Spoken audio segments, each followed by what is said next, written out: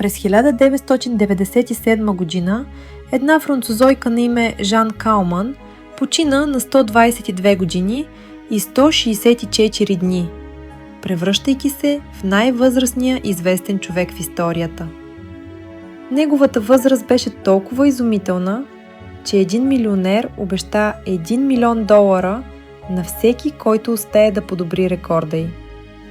В реалността обаче, доживяването до тази възраст или отвъд нея е постижение, което много малко хора, а може би дори никой, имат шанс да направят.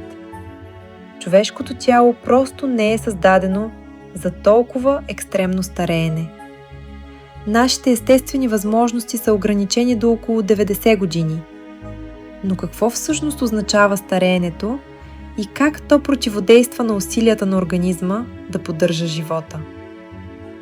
Интуитивно всички разбираме какво е да старееш. За едни това означава да пораснат, а за други да остареят.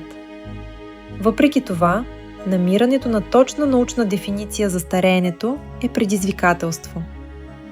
Това, което можем да кажем със сигурност, е, че стареенето се случва, когато вътрешните процеси в тялото и взаимодействията с околната среда, като слънчевата светлина и токсините във въздуха, водата и храната ни, причинят промени в структурата и функцията на клетките и молекулите.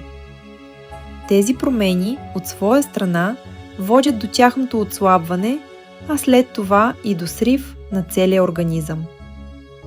Точните механизми на стареенето все още не са напълно изяснени.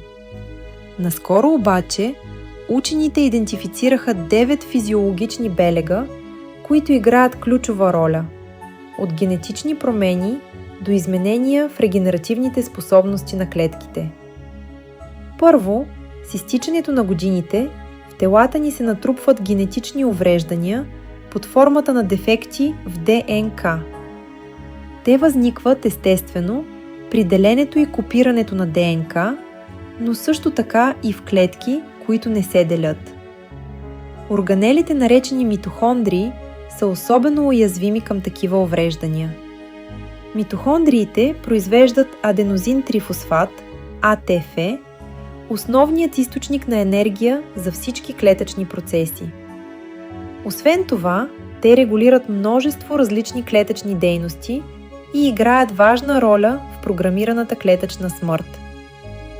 Ако функцията на митохондриите отслабне, клетките, а по-късно и целите органи също започват да се влошават.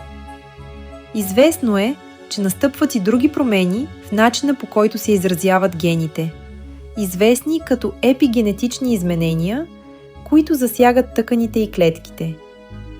Гени, които при новородените са мълчаливи или действат на много ниски нива, стават активни при по-възрастните хора.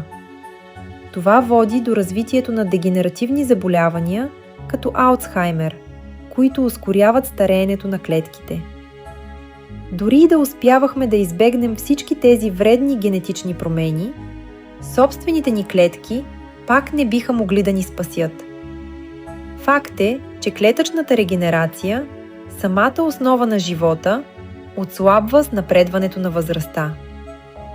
ДНК в нашите клетки е пакетирана в хромозоми, като всяка от тях има 2 защитни зони в краищата си, наречени теломери.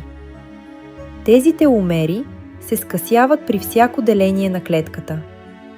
Когато станат твърде къси, клетките спират да се делят и умират, което забавя способността на тялото да се обновява.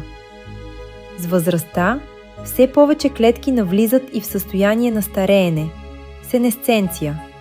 Процес, който спира клетъчния цикъл в моменти на риск, например когато раковите клетки се размножават. Този защитен механизъм обаче започва да се задейства все по-често с напредването на годините, блокирайки растежа на клетките и ограничавайки способността им да се възпроизвеждат.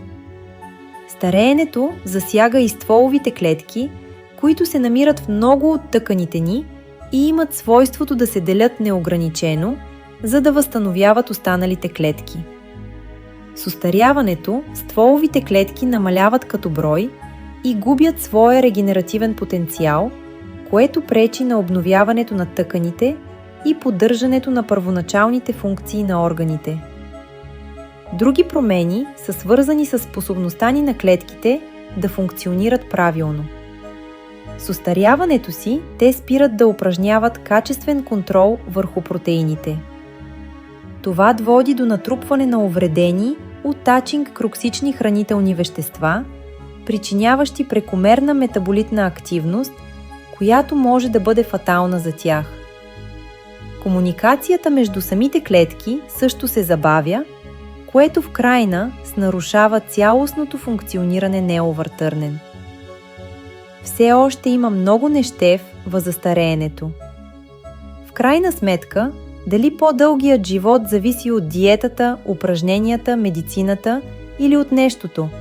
Ще успеят ли бъдещите технологии, като нос до ремонт на клетки или генна терапия, изкуствено да удължат живорсота ни? И наистина ли експерт е дълго, отколкото живеем в момента? Ако вземем тези 122 години за вдъхновение и начална точка, никой не може да каже докъде може да ни отведе любопитството.